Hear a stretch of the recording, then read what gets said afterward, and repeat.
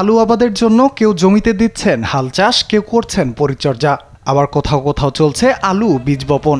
এই দৃশ্য কুড়িগ্রামের চরাঞ্চলের।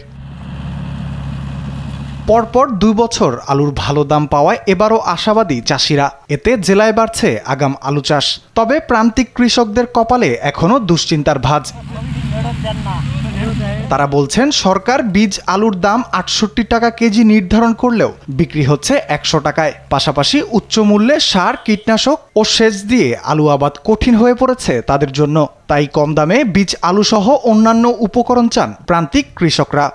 বীজের দাম কমায় দিত, ওষুধের দাম কমায় দিত, তাহলে এলাকার মানুষগুলো আবাদ করতে পারতো, জমিগুলো পড়ে থাকতো না।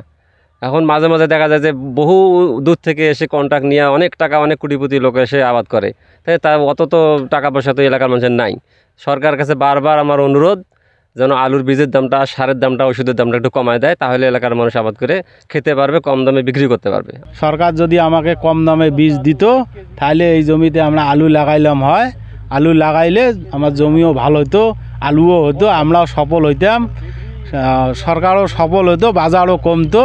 কিন্তু বীজের দাম বেশির কারণে সাশ্রয়ী দিয়ে আমাদের এই জমিতে আলু লাগা মানে খরচ বেশি হয়। বৃষ্টিতে আলু পচি যে নষ্ট হয়ে গেছে, তারপরে ফির মুন্সিগঞ্জ থেকে 85 টাকা করে কেজি আনিয়ে লাগাইলাম। তা এটা মোটামুটি আর কি গাছ জ্বলাইতেছে। হ্যাঁ, যদি একটু কম দামত পেলাম হয়, তাহলে মনে করো খরচটা কম হইলে মানুষ মনে করো কিনি খাবার পেলে হয়, দামটা একটু সেভ পেলে হয়। কিন্তু গেলা একটু খরচ বেশি পড়ে যাবেছে, তো আমারও পোষায় না।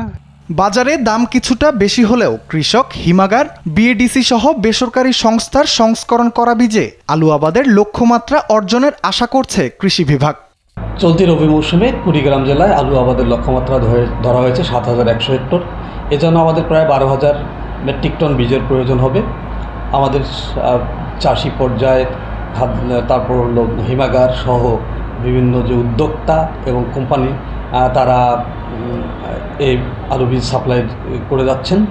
আমাদের মাঠ পর্যায়ে এবং চর অঞ্চলে আমাদের আগাম আলু আবাদ শুরু হয়ে গিয়েছে এবং আমাদের উপসহকারী কৃষি কর্মকর্তাগণ আমাদের এই তারা যেন সময় মতো উপকরণ প্রাপ্ত হন এবং চাষাবাদ পদ্ধতি সম্পর্কে মাঠ পর্যায়ে পরামর্শ দিয়ে যাচ্ছেন। এবারে আলুর দাম ভালো পাওয়ায় এই কুড়িগ্রাম জেলায় আলুর আবাদ বৃদ্ধি পাবে এবং আমাদের লক্ষ্যমাত্রা অর্জিত হবে বলে আশা করা যাচ্ছে।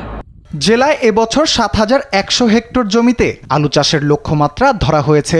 এতে বীজের প্রয়োজন হবে 12,000 মেট্রিক টন। এর মধ্যে বিএডিসি সহ জেলার 5 হিমাগারে সংরক্ষিত আছে 6,500 মেট্রিক টন। নিউজ ডেস্ক, দেশ টিভি।